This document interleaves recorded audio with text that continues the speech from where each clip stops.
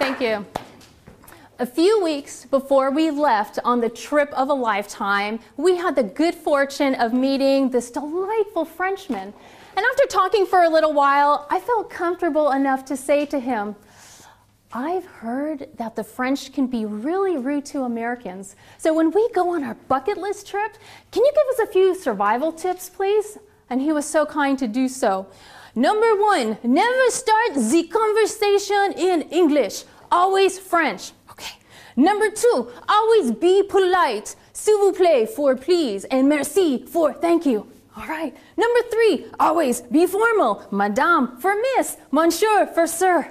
Whew. Okay. And make sure you understand the French can-do attitude, which looks like this.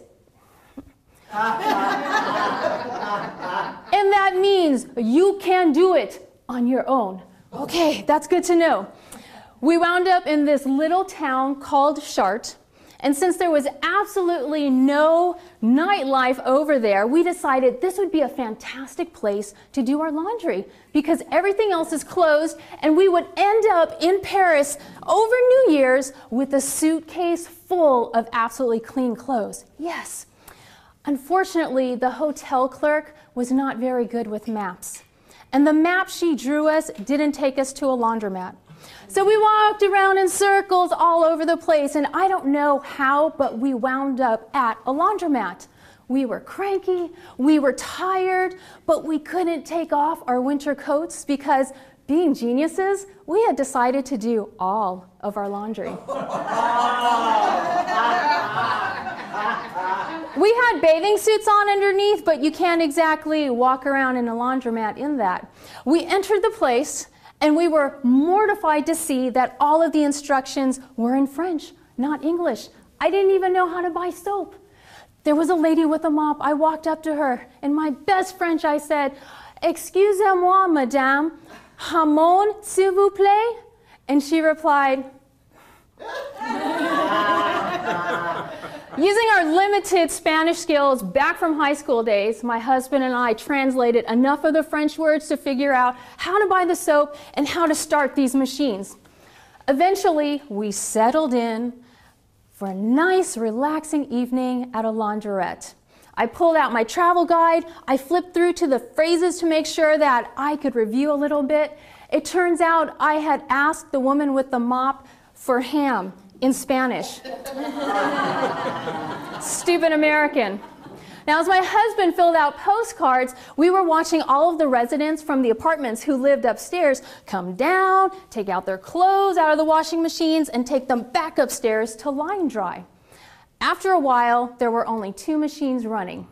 Our clothes in the dryer with about 10 minutes left, and then somebody's wash in the washing machine. When suddenly, poosh! The washing machine exploded open and started vomiting water and clothes. Oh my gosh! My husband went for a mop. I ran over to the clothes and started shoving things into the washing machine. When I came across the most beautiful lace bra I had ever seen, that was obviously owned by somebody who is far more voluptuous than I. And as I held it up into the light to admire this work of art, my husband yelled, "Stop dreaming! Clothes!"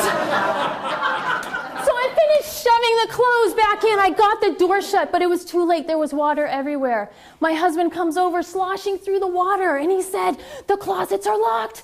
There's no mop." We looked around for security cameras. There weren't any.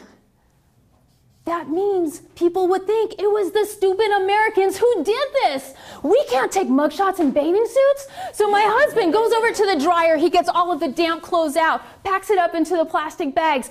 I ran over and I grabbed the book. I got our postcards, put it into the tote bag. We run out to the street and realized we don't know which way to go.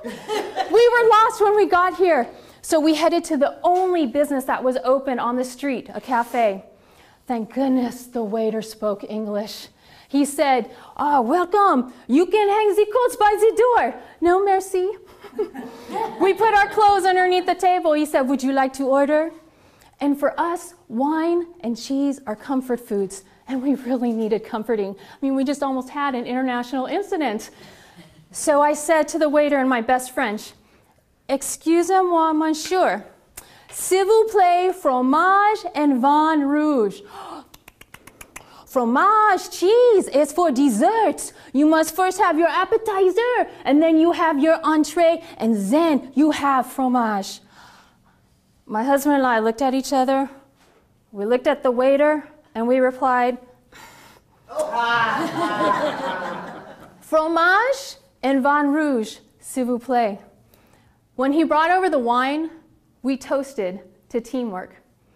You see, no matter how physically strong you are, how fiercely independent you are, how intelligent you are, when you are facing an international incident or perhaps the greatest opportunity of your career, you can be more productive and more efficient when you assemble your team.